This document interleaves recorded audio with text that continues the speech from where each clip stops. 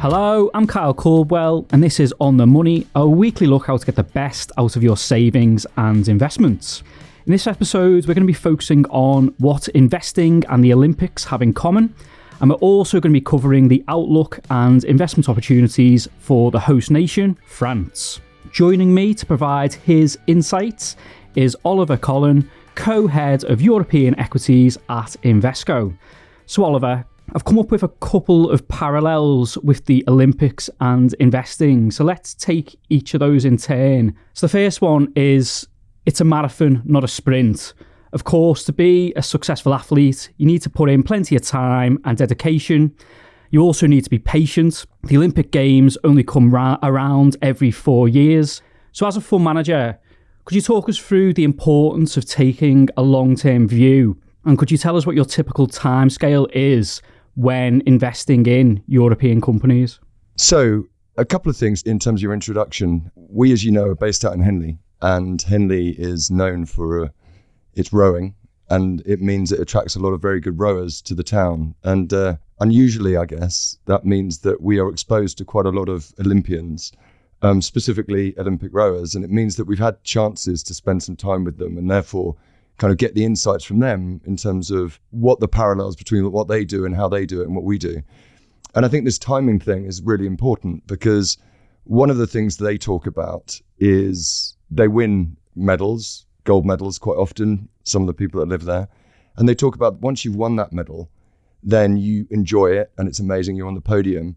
But then just a few weeks later, you're back into the training schedule for the next Olympics. And I think actually that's the most powerful parallel that I can give you in terms of investing, because you ask about the timing of our duration, but actually it's about you've got to be at your best all the time.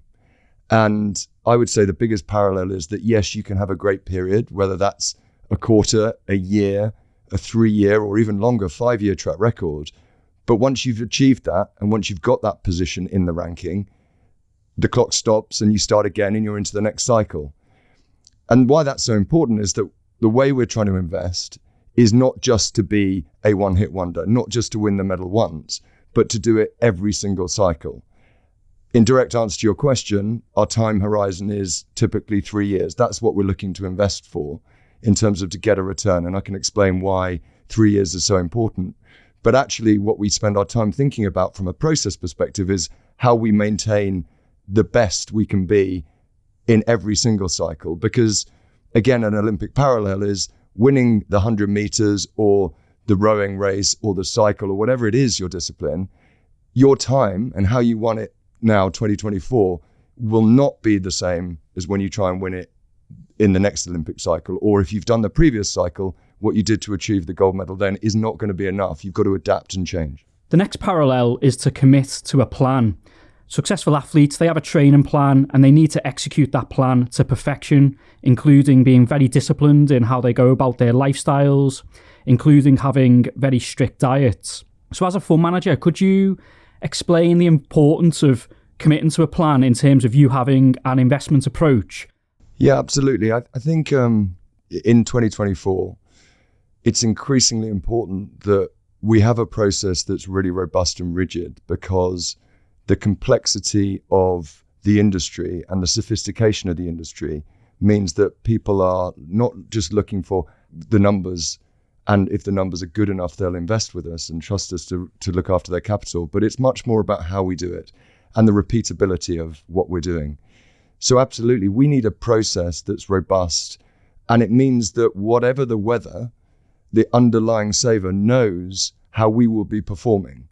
If US technology is doing incredibly well, it's okay not to perform brilliantly if you're not expected to as part of a constituent of allocations. That's fine. And likewise, if you think of bond versus equity, you don't punish a bond fund when it's an equity rally and vice versa.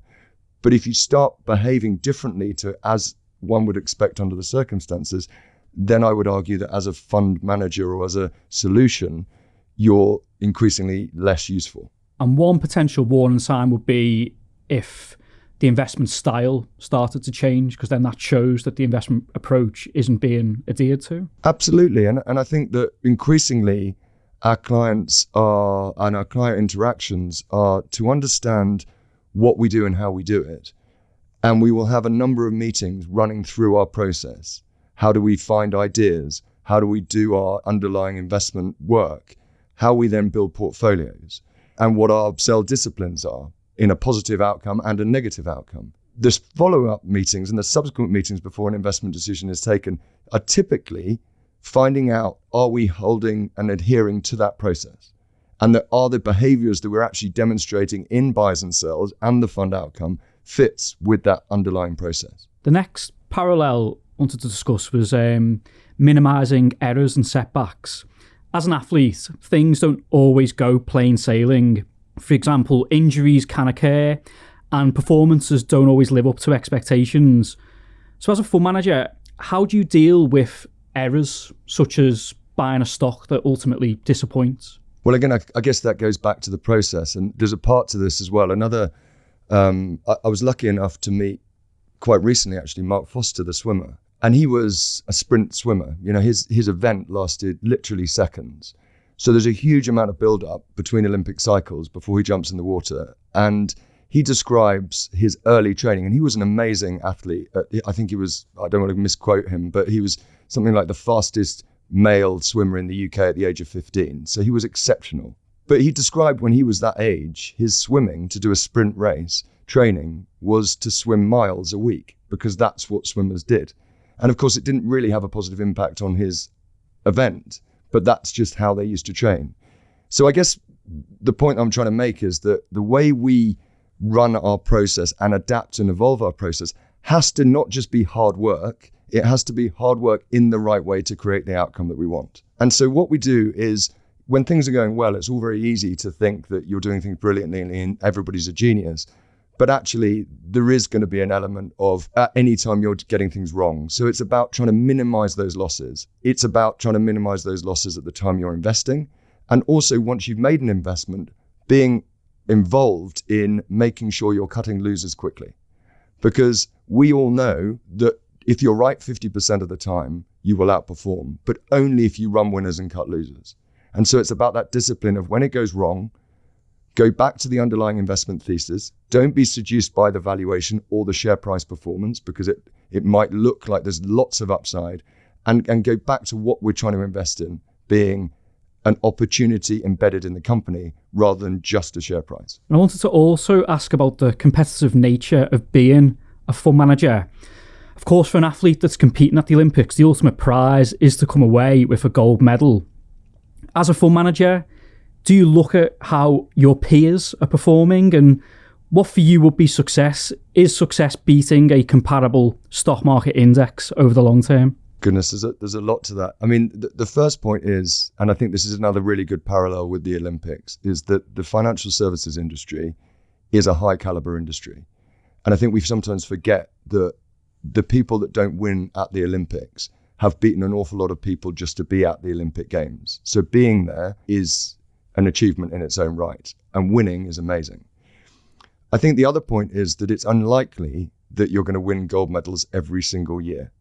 And the longer you go back to the Olympics, probably the less likely it is that you're going to keep medaling, because there are younger people coming in that environment that are more equipped. So I think we have to start to break the analogy there and say that you're not always going to be the gold medalist. But what you can be is consistent to, as I said, your process, what you're trying to achieve, and increasingly that you are a constituent part of an allocation. That might be that you are diversifying in terms of the underlying allocation. And as long as you are holding to that diversification, there are times when you might not be winning medals, but you're also still doing something very powerful for the fund. I think we also need to think about risk-adjusted returns rather than concentrated returns, particularly now when certain stocks are being so dominant in terms of overall indices performance. The other thing, of course, is that I'm not just, as an active fund manager, competing anymore with other active fund managers. I'm competing with the passive market, which is able to do things at a much lower cost by nature of the way that those portfolios are built. So we have to be careful about who we're actually competing with, but most importantly, why are we competing with them? And I think we need to remember that it's about risk-adjusted returns, diversification of risk, at portfolio level. And I don't mean my portfolio, I mean the portfolios of our clients that are building multi-product portfolios. So let's now move on to the investment outlook for the host nation, France. So France accounts for around a quarter of the Invesco European equity income funds. So let's start off with this unexpected snap election that is being called by the French president, Emmanuel Macron. At the time of this recording, the elections are still ongoing, and by the time this podcast is published, they will have been concluded. So do bear that in mind when listening. Oliver, could you talk us through firstly how the French stock market reacted to that snap election announcement? Yeah, so if we go back to, 2.5 weeks ago, as you say, we're literally midpoint in the election process, which is a complicated process for France. It was the European elections. And of all the elections happening this year, UK, US, Mexico, India, etc., the European elections were expected to be relatively benign, and indeed they were. But at country level, France and actually Germany did very poorly. And whilst everyone was relaxed about the election outcome, there was a shock on the Monday morning for the markets because late Sunday night, Macron announced a snap election. Now, that's in itself is the event because the market doesn't like uncertainty. And I think the behaviors, as you say, we're midway through, we've seen a selling off of French equity and the risk premium moving higher. We've seen the bond spreads moving slightly out in terms of the French bonds versus the risk associated versus the German bonds. And then when we've had the first answer, which is at the intermediary stage last night, so the reaction has been the opposite because there starts to be a little bit more certainty. The key though is the market looks for playbooks. It looks for when these things have happened in the past, what's been the outcome. And the truth is this French election cycle is very unusual and there's no obvious playbook, which means people start looking for other shock election events, perhaps thinking of things like Brexit in the recent past.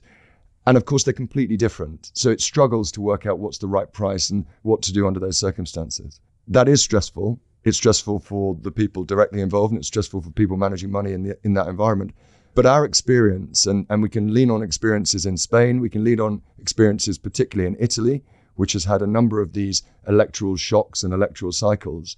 And what we found time and time again is that when these shocks happen, there's great opportunities to invest in underlying businesses because businesses are listed in these countries. You mentioned the exposure that we've got in terms of the overall exposure of the fund. But when we look at the risk-adjusted exposures, meaning the revenues directly associated, whilst it looks like we're basically index weight, we're marginally underweight. And that's because companies like Total or companies like Sanofi, meaningful positions in the portfolio, are listed in that country. But in terms of operational, they're very much global businesses selling, obviously in the energy perspective, very much global commodities. So when markets react negatively to uncertainty, such as political uncertainty, as you mentioned, that's a time for you to look for potential opportunities to buy at cheaper valuations. 100%. And look, what we do, and I'm leaning on colleagues that have lots of experience beyond my 20 years, you think about what's the possible, and that's what the market does. It looks at what's the possible and reacts to it. And then our job is to look at what's the probable. And when we start overlaying what's the probable, then we can start looking for the opportunities that are maybe less directly impacted, but are caught up in the storm. And it's those opportunities when people are at gross level selling down exposure to a country, or indeed the region as a whole for Europe, that we can go and be more specific and sniper and pick off individual companies that we think are being sold for the wrong reasons. That could be, as has been the case in the last couple of weeks, that we're looking not to add to French banks where we currently don't have exposure because of the risk, direct risk being so real, but some other banks in Southern Europe, we've found that they've been sold off in sympathy with what's going on in France, and we feel that's unjustified. So there are other ways to profit out of these unusual events rather than maybe the most direct and obvious. So as mentioned, the fund has around a quarter in France. You've mentioned a couple of stock examples. Do those companies have certain attributes that are similar to each other that you like to see in a business? Yeah, so look, we invest on the principle that the market is very well analysed And therefore, I guess we have to think relatively efficient at aggregate level. So what's the opportunity set that we're trying to exploit? The opportunity is that the market typically prices the status quo. That means it says that good companies stay good forever. They've got really good barriers to entry or long runways of growth or whatever it might be. And that businesses that are struggling in some respect are going to stay in that more difficult position for longer. And that leads to a mispricing opportunity. The great businesses, sometimes a new competitor comes in and puts pressure on that business and they get hit both in terms of share price, but also in terms of the underlying margins that they make. So you can have a significant drawdown in those names. And likewise, other businesses are underperforming. And by underperforming, I mean in terms of the return on capital that they're generating might only be at the cost of capital rather than supernormal returns. But if we can analyze what the underlying issue is there and what might change about that, what we call transition, then that opportunity set means that as and when they deliver, the returns improve. So the market puts higher multiples on those businesses. And it's that alpha that we're trying to take advantage of. So whether I'm mentioning a Total, an energy company, or Sanofi, a healthcare company, they're completely different end markets, only tied together by the fact they happen to be listed in France. But actually, there's embedded transition going in both of those. Total going from a pure oil company to an energy business, and Sanofi going from a terrible historic R&D platform to now with completely new management at CEO level, CFO level, head of R&D, that are now refocusing that R&D to be a productive underlying asset. And if they can turn around the R&D, which we think they will, but takes time, and goes back to your earlier question about how long one needs to invest for, give that company time to prove its R&D franchise is now a productive asset. And we feel that the upside could be significant. So you focus on the fundamentals of a business. Do you also take into account the wider macroeconomic backdrop at all? We're talking about France in the middle of an election cycle, and that impacts the ability for certain businesses depending on what the political regime is. The same is true for monetary policy as it is for fiscal policy, which the government has more direct control over. The way I describe it, my analogy is, look, transition just means something's changing. And that can sound really frightening, but think about your car and you find your car has a flat tire and it's not the end of the world, you've got to change your tire. But there are two different circumstances. One is it's a sunny day, you've nothing to do and the car's parked on your drive. Well, that's not stressful and you maybe have time to wait for the AA to come and nothing changes. But now imagine a different scenario when you're on the motorway, your car's full, you've got kids, dogs, goodness knows what, it's pouring with rain and it's dark, and you get a puncture by the side of a motorway. That transition is exactly the same, but the conditions you're doing it in make it much more stressful and much more likely for something to go wrong. So of course we need to think about the macro as a driver of how successful, or put differently, how easy that transition is likely to be. You can definitely transition easier with a tailwind than you can with a headwind. So we need to embed the top-down macro view as well as thinking about the underlying reason of what's going on in that business that needs to happen. And finally, given our Olympics theme, I wanted to end by asking, could the Olympics benefit the stock market in any way for France? So when we set this podcast up a few weeks ago, it was before the election was called, and I saw that last question and thought, I have no idea how to answer that at all, because it shouldn't have. But now I think we're in a position where the expectations for France have been hit quite hard on the back of a shock election and the risk of a far-right government being unchecked. What I think is interesting is when the Olympics start. So the Olympics are going to start at the end of July. And that means that France is going to be in the position to show that the country is operating and it is business as usual. And actually, I think, having been in a position where I didn't think I'd know how to answer the question, then actually France has got a great opportunity to show itself on the world stage as still the great country with the prospects and opportunity that it has. Of course, there's a caveat to that. The caveat is there could be some social unrest around a change of government. That's not unusual, not just specific to France, but across many countries across the world. And the opposite may happen. So we need to be thinking about that risk as well. But I would hope that the Olympics is about bringing multiple countries together and about a positivity. And there tends to be some halo effect. And that could be very well timed for France to prove that the lights are still on. And actually, the worst case, as I said earlier, the possibles don't happen and the probables which is a much better outcome, come through. My thanks to Oliver, and thank you for listening to this episode of On the Money. If you enjoyed it, please follow the show in your podcast app and do tell a friend about it. And if you get a chance, please leave us a review or a rating in your podcast app too. You can join the conversation, ask questions and tell us what you'd like us to talk about via email at otm@ii.co.uk. And in the meantime, you can find more information and practical pointers on how to get the most out of your investments on the Interactive Investor website, which is ii.co.uk. And I'll see you next week.